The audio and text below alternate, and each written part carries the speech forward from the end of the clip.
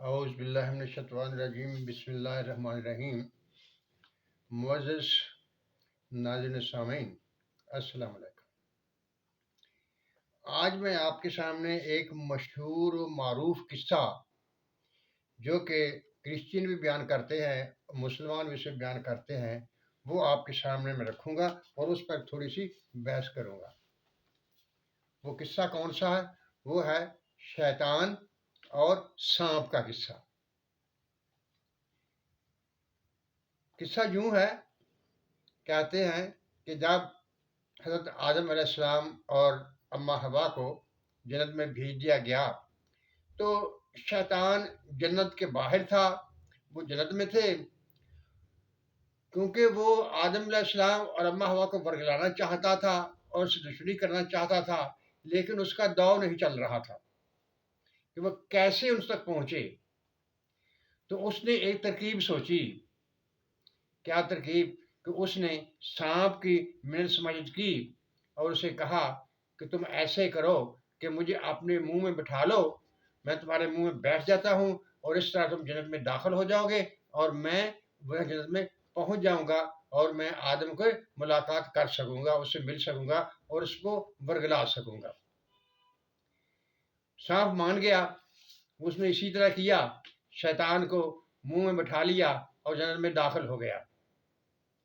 جب جنت میں داخل ہو گیا تو شیطان جب جنت میں داخل ہو چکا تو اسے موقع مل گیا، اس نے آدم علیہ السلام اور حوا سے ملاقات کی اور انہیں گمراہ کر دیا، جس کے نتیجے میں انہوں نے وہ ممنوع پھل کھا لیا، جس کے نتیجے میں ہمیں اس دنیا میں آنا پڑا۔ آدم علیہ السلام اور حوا کے جو زمین اترے تو ان کے ذریعے ہمیں بھی اس دنیا میں آنا پڑا اور ہم یہاں آنے پر مجبور ہو گئے۔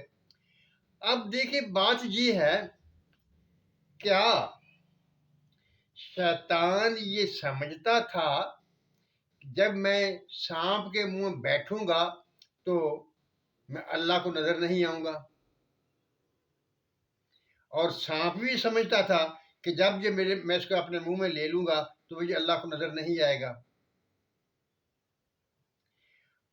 ایک طرف ہم شیطان کو یہ کہتے ہیں کہ وہ فرشتوں کا استاد تھا، انہوں نے فرشتوں سے تربیت پائی تھی اور ترقی کرتے کرتے ان کا استاد بن گیا تھا، اور دوسری طرف ہم یہ کہتے ہیں کہ شیطان یہ سمجھتا تھا کہ جب میں سانپ کے منہ میں بیٹھ جاؤں گا تو اللہ تعالیٰ مجھے دیکھ نہیں سکے گا۔ یہ عجیب منطق ہے جو میری سمجھ میں نہیں آتی۔ دوسرے، کیا جنت میں سانپ جا سکا تھا؟ سانپ ایک زہریلا جانور ہے جو کہ تکلیف دینے والا جانور ہے، اس کا جنت میں کیا کام؟ اگر سانپ نے ہونا بھی تھا تو وہ دوزخ میں جاتا، جہاں ذکر ملتا ہے کہ دوزخ میں سانپ ہوں گے، اژدہے ہوں گے، جنت میں ان کا کیا کام تھا؟ اور اس بات کو ہمارے معزز ائمہ کرام نے بھی بیان کیا ہے۔ اصل میں یہ روایت کرسچن کی ہے، کرسچن وہ بیان کرتے ہیں کہ ایسا ہوا اور ہم لوگوں نے بھی اس کو بغیر سوچے سمجھے ہی لے لیا۔ یہ ناممکن ہے، اس کا حقیقت سے کوئی تعلق نہیں ہے۔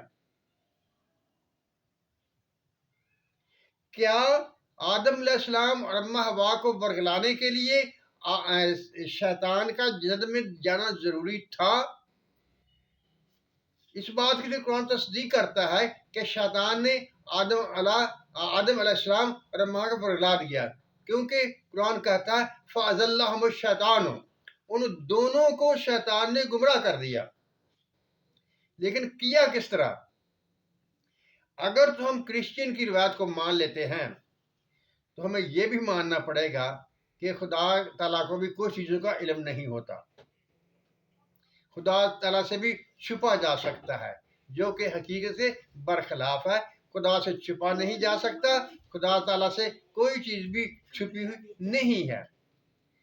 تو پھر کس طرح شیطان نے آدم علیہ السلام کو گمراہ کیا؟ 8ویں سپارے کے شروع میں ہے اللہ تعالیٰ فرماتا ہے قرآن مجید میں کہ یہ شیاطین جن اور انسان ایک دوسرے کو وحی کرتے ہیں. وحی کیا ہوتی ہے؟ یعنی دور سے دل میں ڈالنا. جب شیطان کو یہ طاقت حاصل تھی کہ وہ دور سے دلوں میں ڈال سکتا تھا، دلوں میں کوئی بات ڈالنے کی طاقت رکھتا تھا، تو اسے سانپ کے منہ میں بیٹھ کر جنت میں جانے کی کیا ضرورت تھی؟ سوچنے والی بات ہے. حقیقت بھی یہی ہے کہ شیطان جنت میں نہیں گیا تھا، اس کو اللہ تعالیٰ نے اپنے دربار سے دھتکار دیا تھا، نکال دیا تھا. لیکن ایک بات تھی، وہ یہ تھی کہ اسے دربار سے نکالا تھا لیکن آسمانوں سے زمین پر نہیں بھیجا تھا.